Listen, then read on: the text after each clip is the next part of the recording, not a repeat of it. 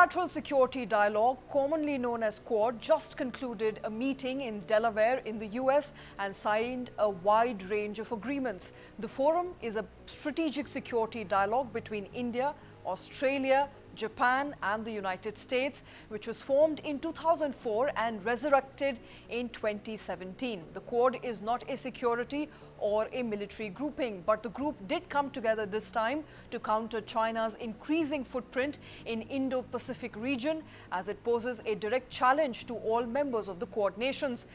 In this just concluded Quad meeting in the US, the official statement signed by all four leaders said that we are serious about concerns and the situation in East and South China Seas. The Quad leaders strongly opposed any destabilizing or unilateral actions that seek to change the status quo by force or coercion.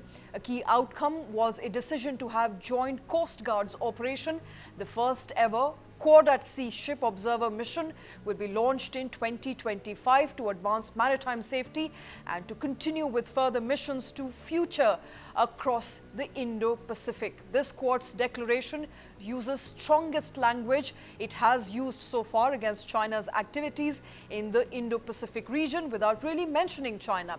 So what does this all mean? Joining us to discuss the Quad and its takeaways is Ambassador Ashok Sajjanhar, former Indian diplomat. Also with us on the show is Dr. Tilak Jha. He's a China expert and associate professor at Bennett University.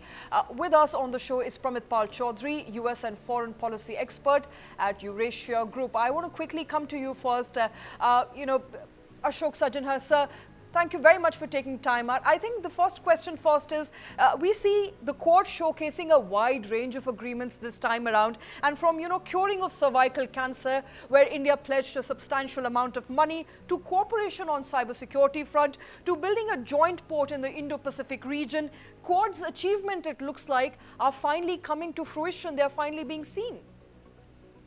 No, absolutely. You're very right. You're very right also in what you say that, it really started as a security instrument, but then it has evolved into areas where it goes to provide benefits, advantages to the various countries in the Indo-Pacific. You would recall that when the first summit was organized in 2021, then the three items on the agenda were critical and emerging technologies, climate change, and the COVID-19 initiative vaccines that were to be supplied. Since then, over the last three and a half years, the range and activities of the Quad have increased very significantly. And as you said, right now we have also put in place a Coast Guard initiative so that in 2025 there will be the Coast Guard of all these four countries. Now, the benefit and the advantages that will accrue are not really only to the Quad countries, they are to all the Indo-Pacific nations, basically starting from the east coast of Africa to the west coast of America.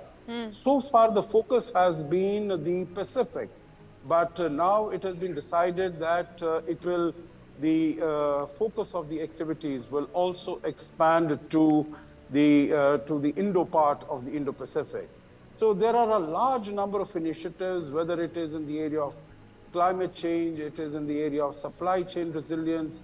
You mentioned about the Cancer Moonshot initiative that has been taken, which is going to help, as it is mentioned, hundreds of thousands of women who suffer from cervical cancer.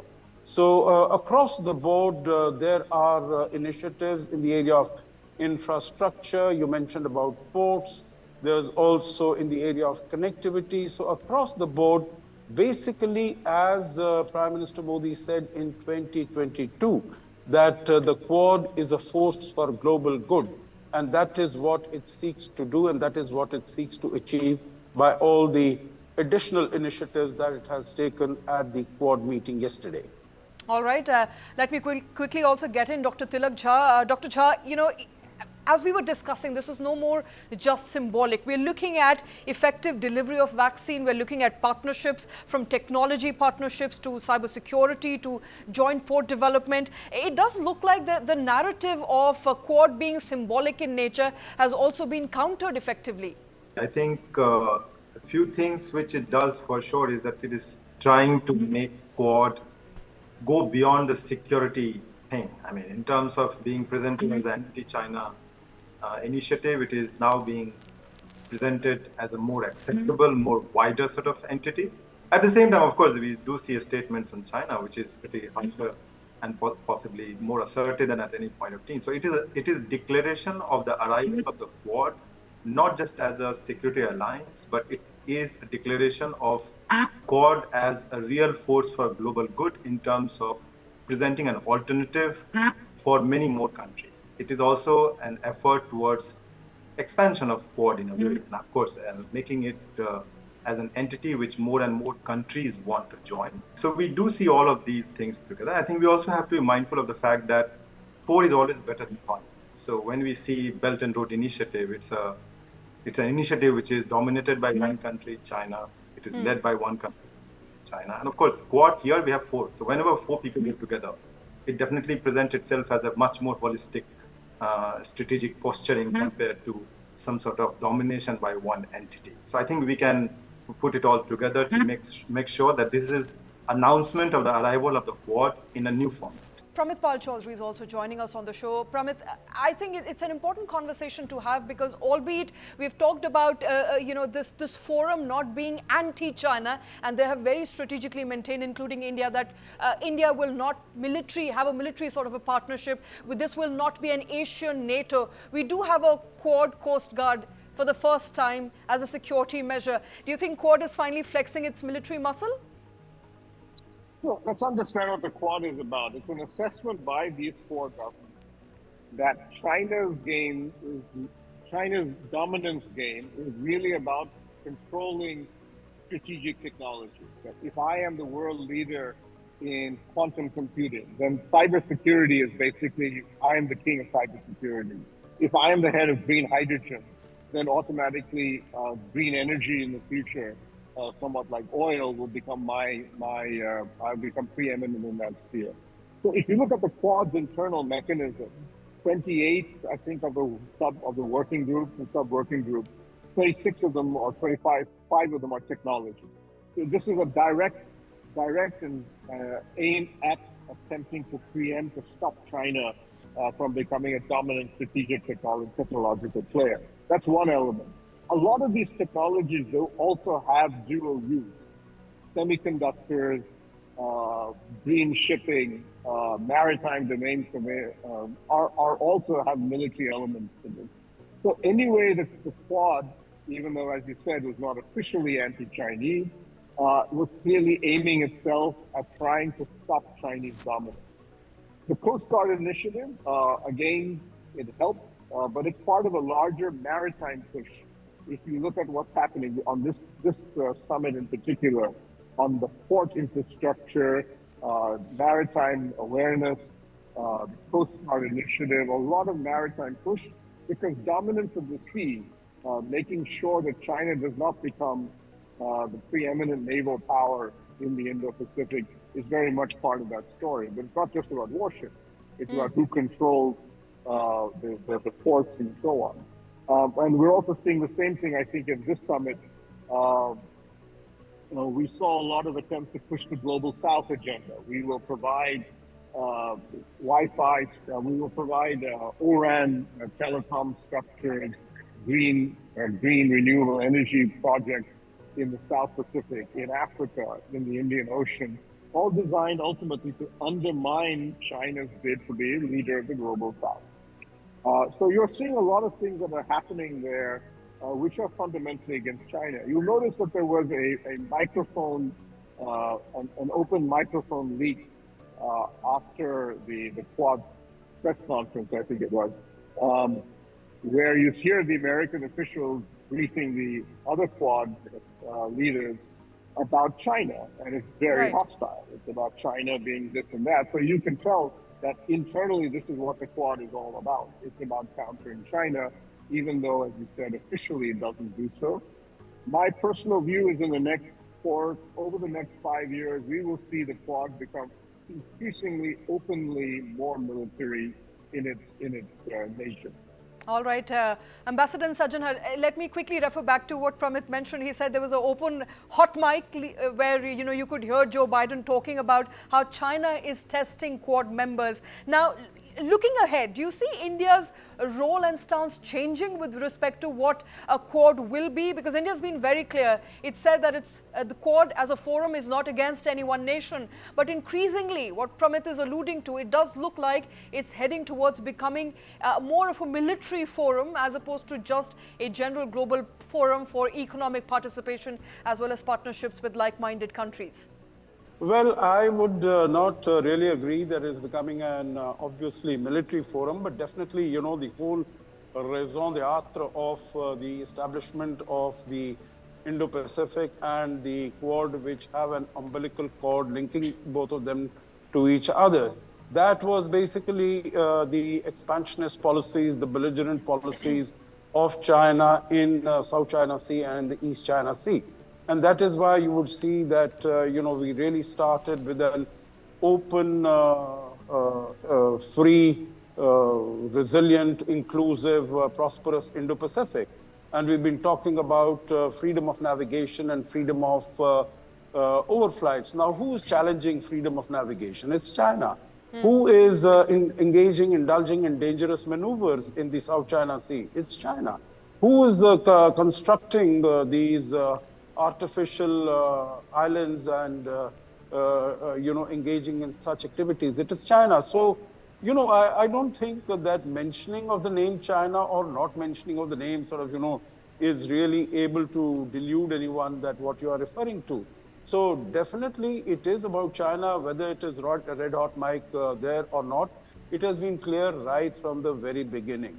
But that it is becoming more military, I would not tend to agree, because basically the countries in the region, particularly if you're talking about South China Sea, ASEAN nations and others bordering it, basically they don't want the countries to, they don't want to take sides between the United States and China. China is still their largest investment partner. China is still their largest trading partner. China still, can engage in gunboat diplomacy. We have seen that against Philippines. We've seen that against Malaysia. We've seen that against other countries.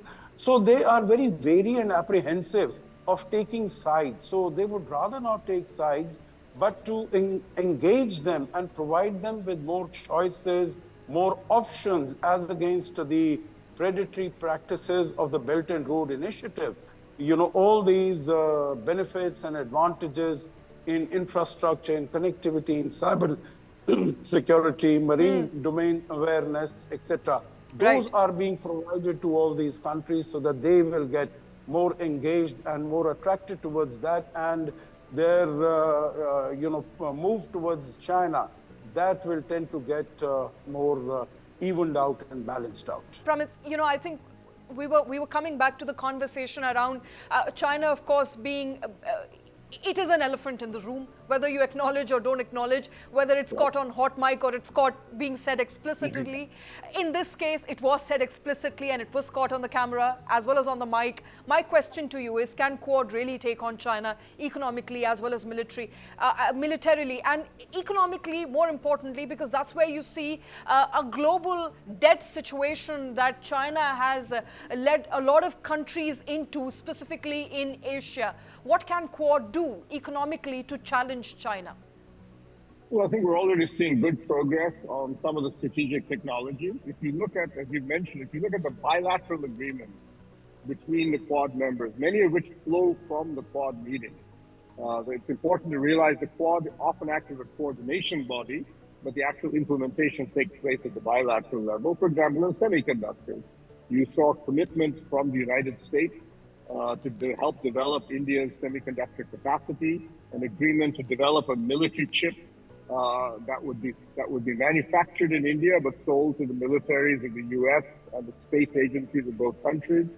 So you saw a lot of stuff happening in semiconductors. Yes, China is also racing, but China is still far behind on many of the elements of chips. And it's important to realize how important, though very quietly understated, Japan is. Japan produces the bulk of the materials for high-level semiconductor chips in the world, and nobody is able to cut that domination, including China. So if you throw all of that in, if you look at what we're doing in semiconductors, for example, in the bilateral and so on, we would have done more. Unfortunately, this summit was had to be done in a slightly hurried manner because it was tied to Biden's departure. But you'll notice that they said that we will look forward to a memorandum of understanding on semiconductors supply chain because they didn't have time to complete it. But we'll see that in the next summit, which India will host, manifest itself in much more concrete fashion. We also saw an agreement to do the same thing in green technology on solar modules, on batteries, and so on. We will see a bunch of initiatives on that front. Again, supply chain, develop supply chains that are fundamentally independent of China, break Chinese domination. So one by one, these things are starting to take place. Pharmaceuticals as well, because again, China controls the advanced pharmaceutical products that go in there. And we again want to produce stuff that's independent of China. These take time to put together, and they're fundamentally the private sector has to come on board as well. This is just what the governments can do. But we're starting to see that happen. The debt story is slightly more complicated, but luckily China itself is pulling back. It's realized that what it does in the Belt Road Initiative in terms of debt is producing unsustainably even for them. And so we'll see that change. But you saw the port, as I mentioned, the port infrastructure development, making it more sustainable. We saw the Development Finance Corporation of America committing to building projects in India, elsewhere. We're seeing a remarkable number of projects in green energy and the telecom area in the South Pacific, in the islands in the Indian Ocean, all being financed by Quad countries. All of these are fundamentally designed to undermine Chinese attempts to dominate infrastructure, digital infrastructure in those areas, in many ways the next battleground. So we're seeing it chipping away bit by bit. An important thing to keep in mind is a lot more third countries are now coming to the Quad quietly and saying, can we align with you? I think South Korea in particular, top of the mind on that front, coming in and saying, we wouldn't mind aligning our policies with the Quad. I've heard even some European countries have come and said the same thing. A lot of critics of Quad so far have continuously maintained that it does look like this is more of an informal forum. But do you think the informal nature of the forum is actually its strength because it's more flexible and the goals are more long-term? You know, in the initial stages, I would say it definitely is a strength or was a strength. But I think as the agenda is expanding and as I can see that the acceptability of the Quad is also growing, particularly as far as the ASEAN is concerned. So maybe we need to have a little more structure introduced, and that I think the Quad countries will have to start looking at it. Now, you know, there are 6 summits that have already been organized, and this was the 4th in-person summit. The next year it is going to be the 5th in-person summit by India. So I think even as far as the institutional memories are concerned, because we see that 2 of the main leaders, important leaders, President Biden and Prime Minister Fumio Kishida, they will no longer be in position for the next summit. So I think a little bit of the institutionalization of this initiative, that would be required, that would be useful. Okay. And I'm sure the countries are giving thought to this and also trying to decide how to take this forward. Do you think a formalization is on the cards? Now that Prime Minister Modi is back in power for the 3rd consecutive time, he is very kicked about what Quad can accomplish. India has pledged a substantial sum of money towards cervical cancer and other long-term goals, including climate financing and sustainable development. Do you believe a formalization of Quad as a group is on cards? You know, we haven't heard anything to that effect so far being mentioned in the formal or official meetings. But I would imagine that this is what people would be thinking about, because it becomes, you know, if you want to make it more effective, it becomes rather cumbersome. And how do you take it forward from there? Of course, we have, in terms of the G20, that is also a forum. but there you have the troika that is working. So, there is a bit of a continuity that you can see that is taking place from one summit to the other. But here there is none. And I think what we see also is that the Quad has evolved in a remarkable way. 6 summits, 2 of them virtual, 4 in person over a period of about 3+ years. I don't think any other plurilateral body or international body has had that sort of a successful track record. So I think definitely there is a need for collating all that has happened. There have been 8 meetings of the foreign ministers. There is now also on the card meeting of the commerce and trade ministers. So, the agenda is expanding, and to bring it all together, I think we definitely need some sort of a secretarial assistance support system. So hopefully either under India's presidency, and Prime Minister Modi is very focused on this, and that is why I think we gave up our opportunity to host the summit to the United States. And when we do it next year, maybe we will be able to launch some sort of a secretarial move from our side. All right, Ambassador Sajanhar, thank you very much, sir, for taking time out for joining us here on News9 Plus. Also, Dr. Tilak Jha, as well as Pramit Pal Chaudhary. Gentlemen, thank you very much for taking time out to be with us this evening.